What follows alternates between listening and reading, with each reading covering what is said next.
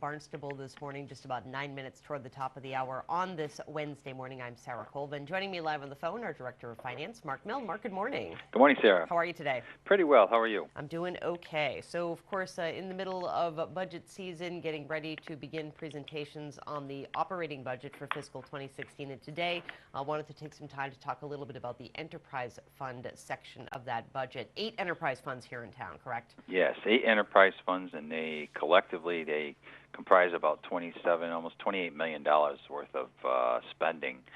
So, taken as a whole, you add them all up, it's pretty significant size. Absolutely. So maybe we can kind of do a brief overview of all of them, starting with under the community services umbrella. They have the largest share of enterprise funds. There are 4 different enterprise funds under community services. Yes, we have the Golf Enterprise Fund, Highness Youth and Community Center, the Town Marinas and Sandy Neck Park Enterprise Fund operations.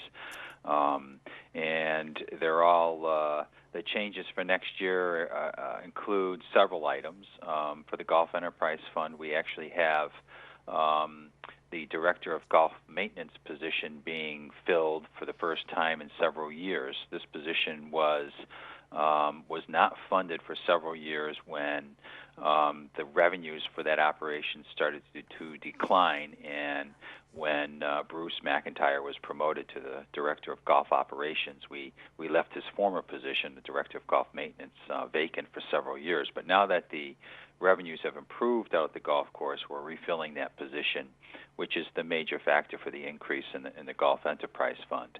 That, combined with the seasonal pay increase to meet the state's minimum wage change. As you know, that's gone up. You've probably heard. Yes.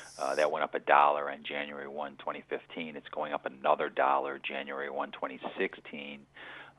So that's about another $50,000 in increase spending for the Golf Enterprise Fund operation, because they have a lot of seasonal workers out there that are paid the minimum wage. And we have to provide for that. So that's what's driving the Golf Enterprise Fund budget up almost 7% next year. The filling of that position, which has been vacant for several years, as well as some seasonal pay increases. And I would assume, Mark, that looking through all the enterprise funds, golf wouldn't be the only one impacted by that increase in minimum wage. I think about seasonal workers at Sandy Neck, perhaps the youth center. Is that true? Is that something that we're kind of seeing increases in across the board in terms of those seasonal workers for enterprise funds? Yes, especially within the Community Services Department enterprise funds. They all involve seasonal workers, all 4 of them, as you mentioned. And so each one of them is impacted to a different degree because some are much larger than others.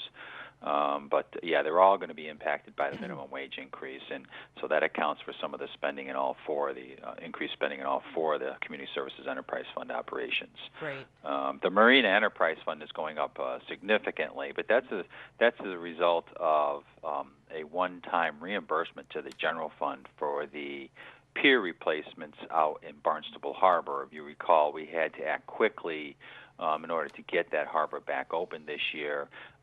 We were able to use some public works money that was available as a result of some vacant positions, and use that money because it only required a transfer by the council, which can be acted upon immediately as it's introduced to the town council, and making those funds available to do that project and get it done quickly and get that harbor back open. So we're asking the Marina Enterprise Funds to reimburse the general fund for that expenditure, and that's been added to their FY16 proposed budget, which is why they look like they're going up so much. It's just a one-time reimbursement to the general fund. Absolutely. No other changes to the Marina Enterprise Fund other than those seasonal pay increases that we talked about. Great. How are things shaping up for the Sandy Neck budget?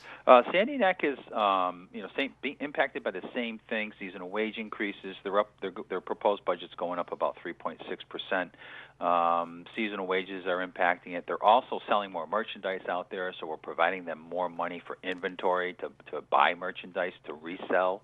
And we're also providing $50,000 in their operating budget for a sand nourishment program if they need it. We don't know if they need it yet, but we want to be in a position to provide them some money to replace the sand if if we lose it again, like we did last winter with some bad storms. And so we're providing them some money in the operating budget so they can act quickly in the event that they need it. Should they not need it, that money will just return to their surplus. Absolutely. Some really great new merchandise, I have to say, that Sandy Neck has for sale out there. Some very cool stuff. Yes, I was up there last weekend to get my ORV sticker, and I noticed all the new merchandise they have available for sale is pretty cool. Nice. How about the HYCC? How are things looking for the HYCC's budget? Yes, HYCC is about a level-funded budget. They're overall it's only going up $13,000 on a $3.2 million budget.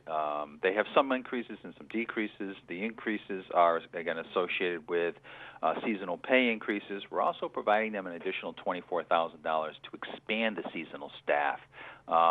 Because of the use that facility gets, they need more workers there to provide the services, and so we're providing them an additional $24,000 in seasonal staff and a seasonal staff budget to help them meet the demand for services out there. That's all being offset by a reduction in debt service. The bonds for the construction of the facility are going down, and so the difference between the two pretty much net each other out, and we're only looking at a $13,000 increase on a $3.2 million budget there. Indeed, and really when we're looking at the community services enterprise funds, looks like everything is doing fairly well in terms of increasing its revenue and making sure that those funds can support the operations that they're meant to support. Yeah, with the exception of the Highness Youth and Community Center, all the other enterprise funds are generating the revenues needed to fund their operations. The youth center, we still provide some subsidy, mainly for the payment of the bonds on the construction bonds for the facility. So that's the only one that isn't 100% self-supporting. Great. Well, we, Mark, are going to have to continue our enterprise fund conversation next week because we are getting close to the top of the hour. But I thank you so much, as always, for joining us here on the show. Okay, Sarah. Thank you. Thanks much. Bye. Bye-bye. Mark Milne, of course, is our Director of Finance here in the town of Barnstable. Budget season underway.